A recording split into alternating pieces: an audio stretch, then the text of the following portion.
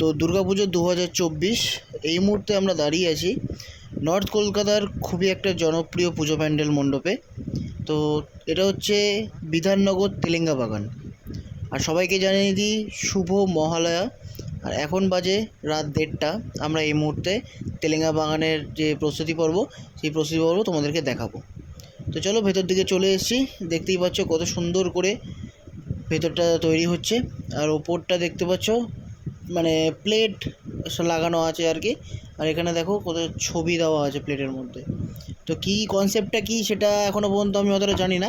তো ভেতরে ঢুকে ভালো করে ডিটেলসটা তোমাদেরকে শেয়ার করব। আর এখানে যে নিচে তোমরা যে জিনিসটা দেখতে পাচ্ছ এগুলো কিন্তু রুটি, ঠিক আছে? রুটির ওপরে কেমিক্যাল লাগিয়ে রেখেছে যাতে এটা অনেক দিন ধরে স্টে করতে পারে।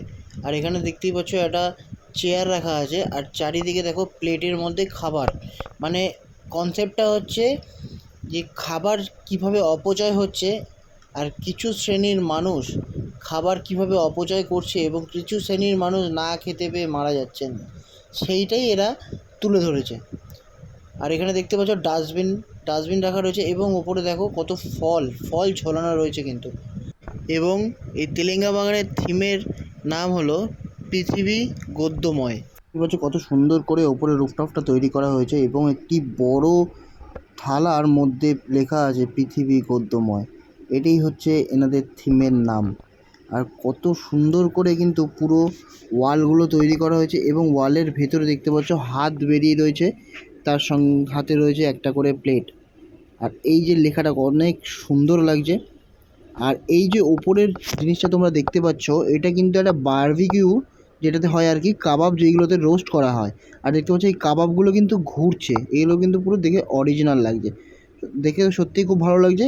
এবং এদের প্রতিমা অসম্ভব সুন্দর হতে চলেছে। এখনও পর্যন্ত প্রতিমা কমপ্লিট হয়নি এবং পুরো প্যান্ডেলটাই এখনও পর্যন্ত কমপ্লিট হয়নি। এবং এই প্যান্ডেলটা ওপেন হবে হচ্ছে 4 তারিখের পর।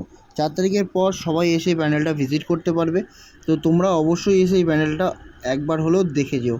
অসাধারণ তৈরি করছে প্যান্ডেলটা।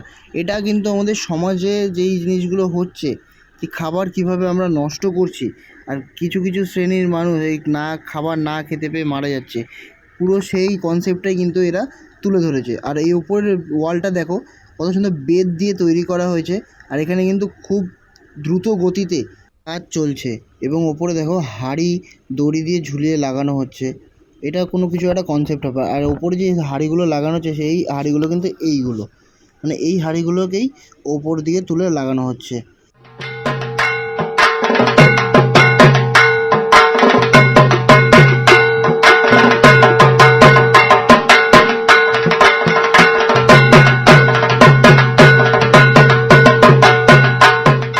আর এই যে গাছগুলো তোমরা দেখতে পাচ্ছ এইগুলো কিন্তু ধানের গাছ।